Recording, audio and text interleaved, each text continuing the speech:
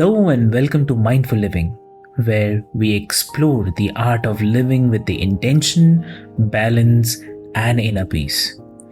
I am Avik, your host, guiding you through conversations on health, meditation, mental well being, mindfulness, and the mind body connection. Each episode features expert insights to help you grow, heal, and thrive. So, take a deep breath, relax, and join us on this journey to a more mindful and fulfilling life. So, let's get started.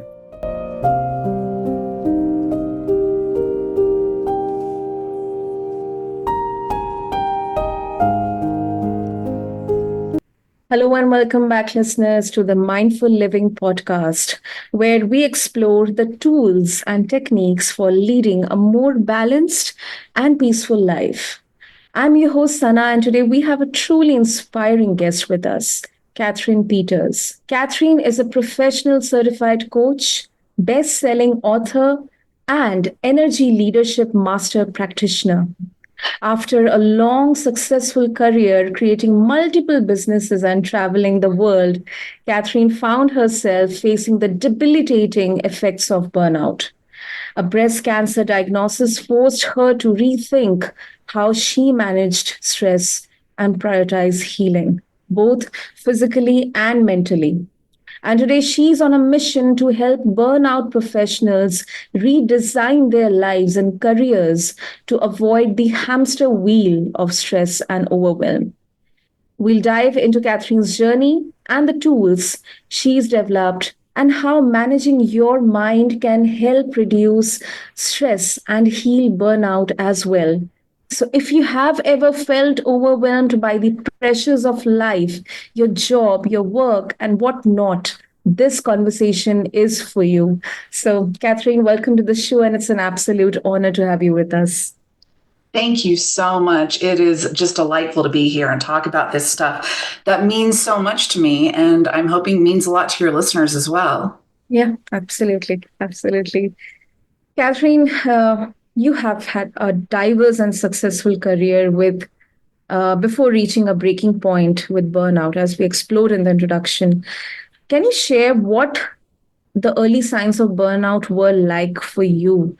Uh, how it all started, how you initially tried to cope up with it?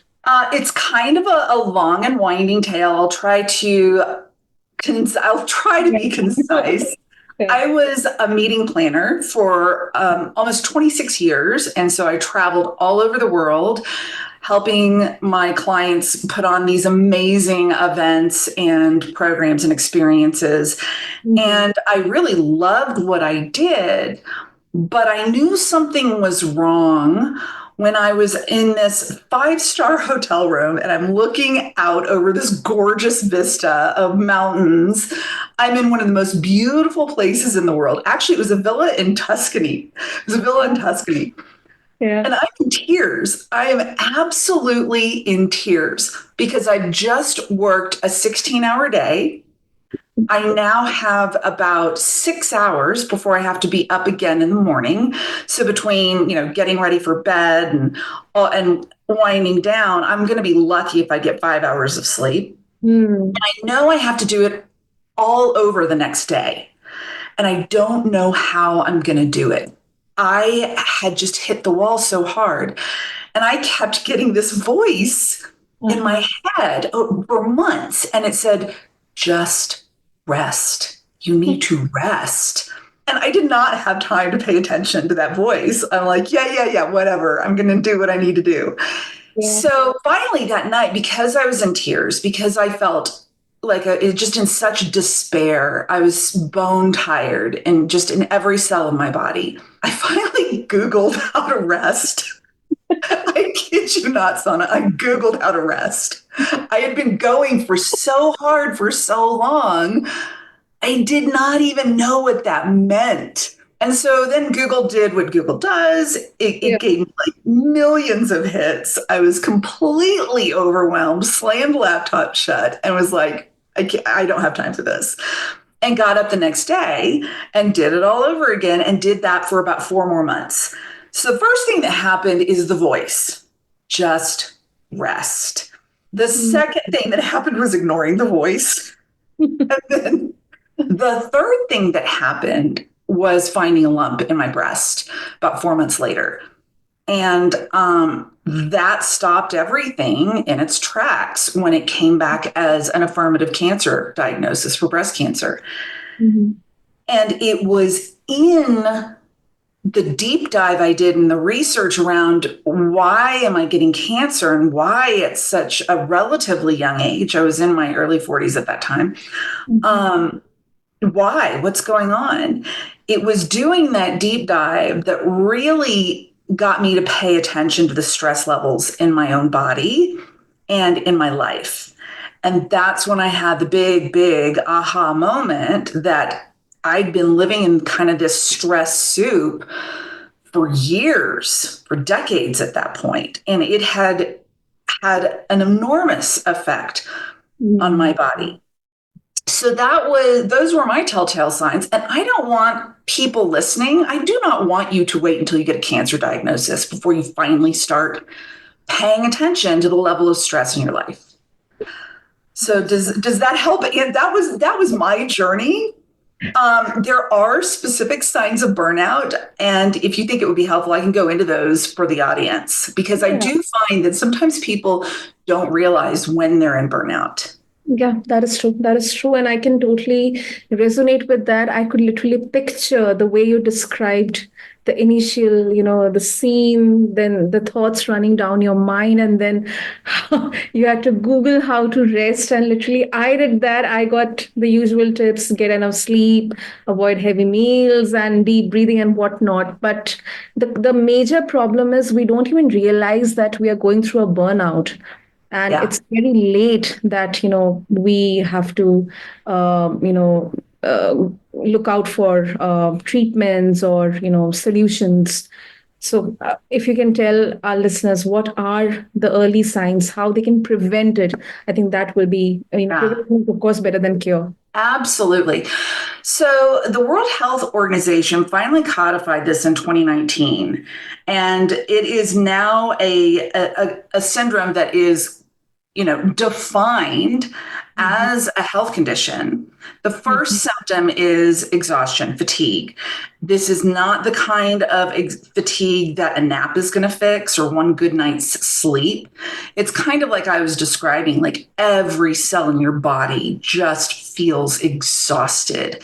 And you wake up in the morning feeling mentally and physically exhausted at the thought of having to go through another day doing what you're doing, right? The second sign is kind of feeling checked out. It's this depersonalization. If you're in a helping profession, like you're a nurse or a doctor, or you work in nonprofit or animal rescue, this can be called compassion fatigue. It's where you are disengaged from the work in a way that feels very shut down to you. Right? You have zero F's left to give, so to speak. And then the third symptom is a loss of efficacy.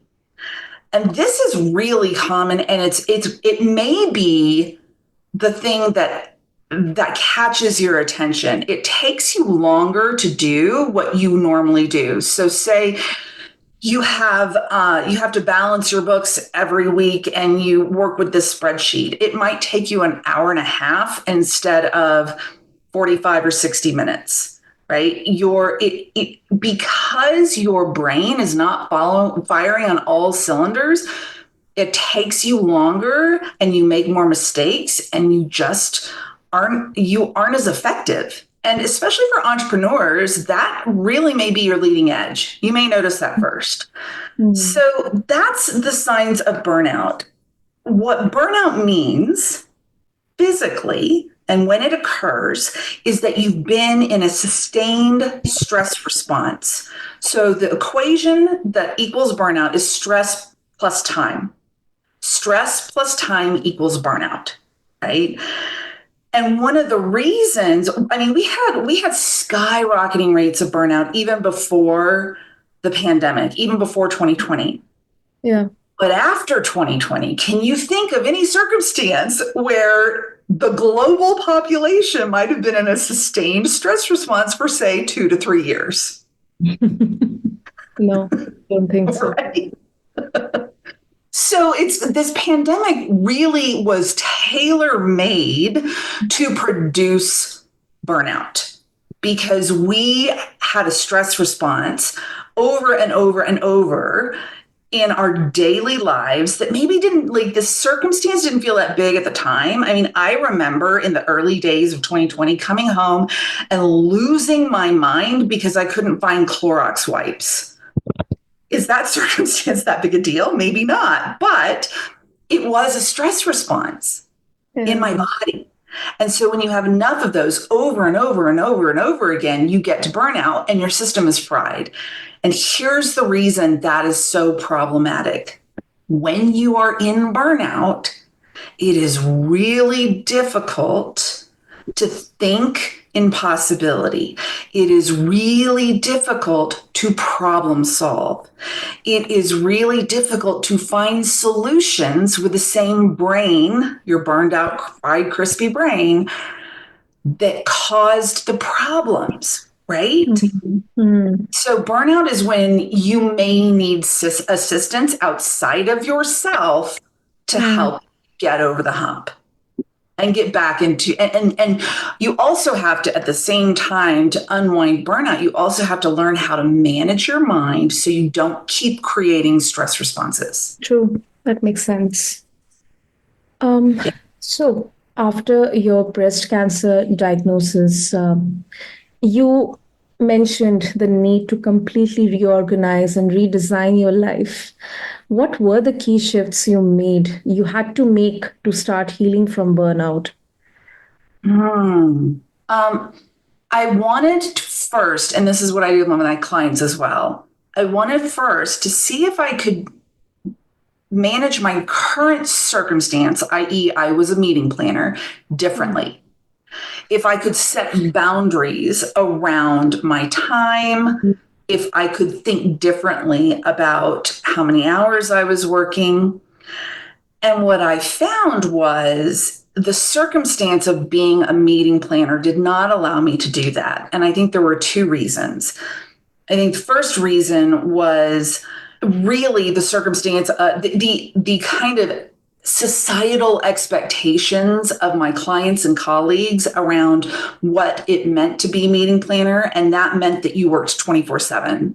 Like there was no, you got up before everybody else, you were down before everybody else for breakfast, you worked, until, 11, midnight, 1 in the morning, getting ready for the next day. And then you were down again. And so it was like this expectation, this industry expectation of the way we worked that I bumped up against. And the other thing, and I work with, this is really the value of working with a coach. The other thing is I was in that container for so long, it was really difficult for me to problem solve, thinking differently and approaching and finding different solutions to that circumstance because I'd been in it for so long, right? And finally, and I think last, and one of the things I talk about in my book, the 6 kind of hidden areas that cause burnout, purpose. For the last probably 5 years of my career, I had lagged in feeling purpose behind it. And I had this kind of tug inside of me to do something that really was more heart-centered, that connected me more deeply with people. And so I wanted to follow that. I mean, excuse my French, but like shit gets real. When you get breast cancer, shit gets real really quickly. And you realize that life is not infinite. And if I wanted to do something that really, really felt purposeful, now was the time to do it. So I'd say, if you're listening to this, you're struggling in your circumstance, first of all, work with a professional to figure out if you like your circumstance, like I really did like and enjoy being a meeting planner, work with somebody to help put out the flames of burnout so you can look at your circumstance and see, can I do this differently? Right? And if the answer is no, create a new circumstance, period, and stop. Create a new circumstance. And again, if you are struggling to do that on your own, there are many coaches and professionals out there that can help guide you in how to do that. Yes. But some may argue, we have seen a lot of content like this on social media, especially that, burnout is just a part of the hustle culture. And success comes with sacrifice. You have to sacrifice your sleep, your health, your time with your loved ones, Yes. and whatnot. How do Oh, you respond to those who believe that stress and burnout are inevitable if you want to achieve great things? okay. This is one of the things I work with my clients on a lot. And if there is one thing that you take away from this interview, guys, this is that thing. Our thoughts are just simply models in our minds, right? They are optional. We believe them like they're truth with a capital T. We believe our thoughts because it's what we've been told, it's what we've experienced. And keep in mind, it's what we've experienced because it's the lens through which our experience has happened, right? Really important distinction.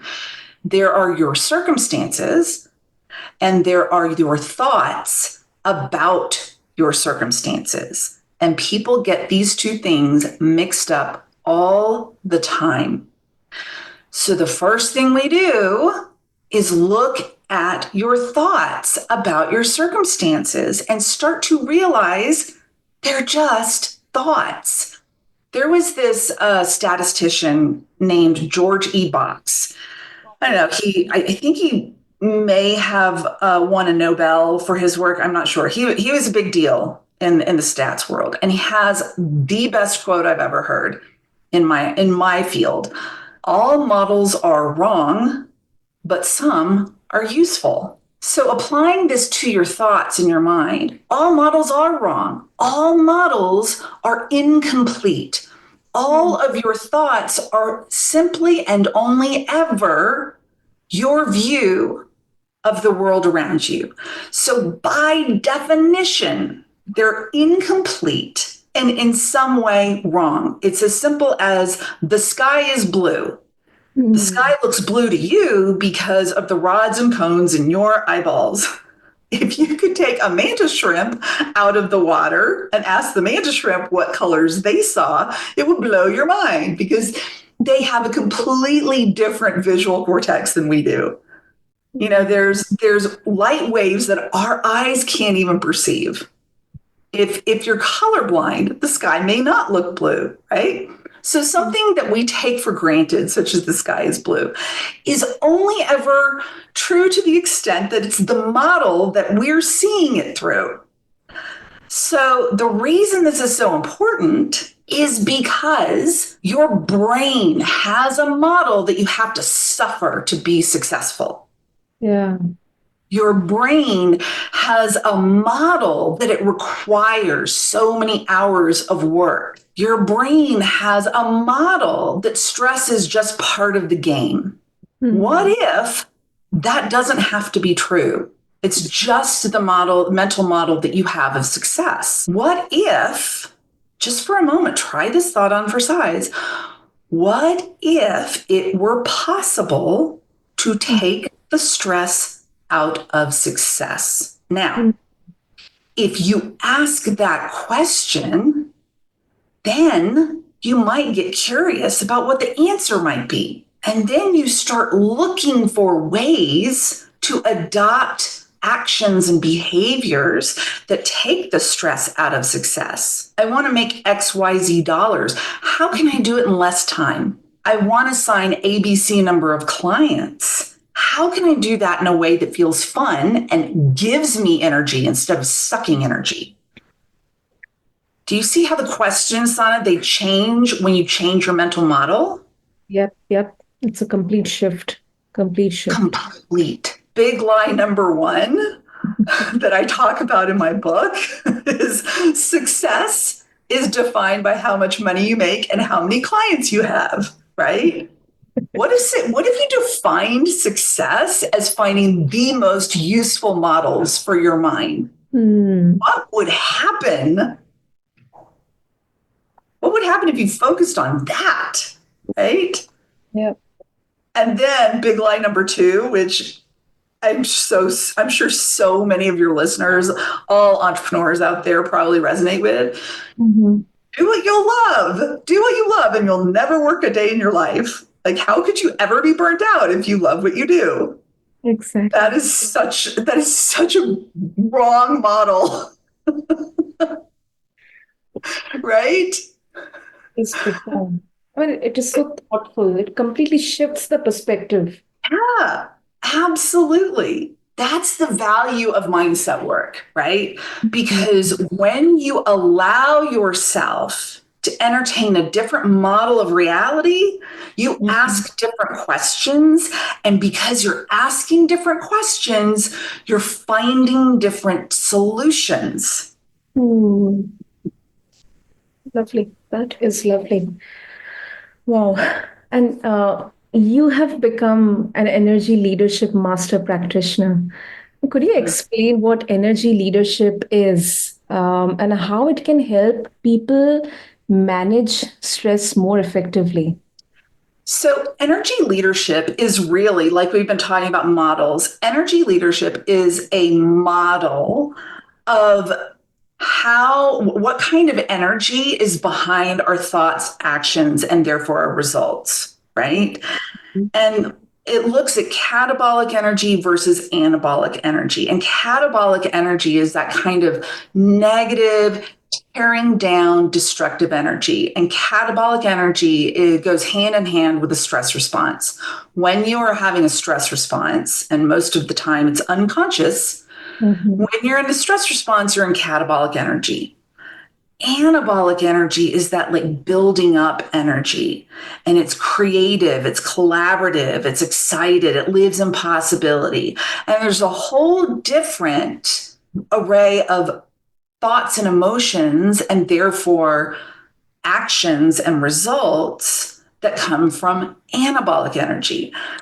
I won't get into the weeds because we don't have time for that. But basically, this model, this energy leadership model, looks at the 7 different levels of energy that as humans we occupy, right? And as somebody who coaches around stress and burnout, my job is to help my clients learn how to manage their energy, their physical, mental, and emotional energy. Learn how to identify what's sucking them dry Mhm. and what's giving them energy. Learn how to identify what mental models are causing this kind of catabolic stress response Mhm. and shifting them to mental models that create this anabolic, life giving, life supporting, life sustaining, expansive response. Like, what happens if you're living your life with those mental models? Oh my God, it feels so much better. So much better. So that's what I do in with the energy leadership. It's just simply another tool, another set of models that I found and that my clients have found really useful in helping people identify the energy behind their thoughts, the kind of systems in which they're operating that are causing them stress, and let's choose different ones. And let's figure out how to operate those. Hmm. That sounds interesting. And burnout can impact both personal and professional life. It could be for entrepreneurs or professionals working in teams or in their workplaces or any other systemic issues. How do you help your clients maintain boundaries and prioritize self care without compromising their goals or career ambitions? Oh my gosh. Well, do we have another hour-long podcast? I know I can feel that this needs to go for So If you have a boundary problem, it's usually because you have some faulty mental models, right?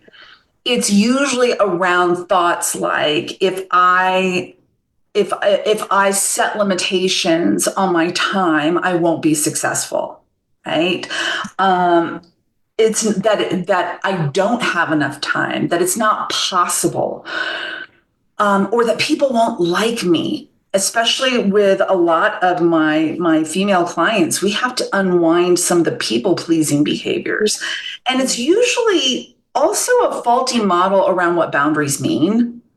I find that even the word boundaries is really triggering for a lot of people. I mean, think about it. Countries go to war over boundaries. I actually teach an entire 1 hour class on boundaries specifically.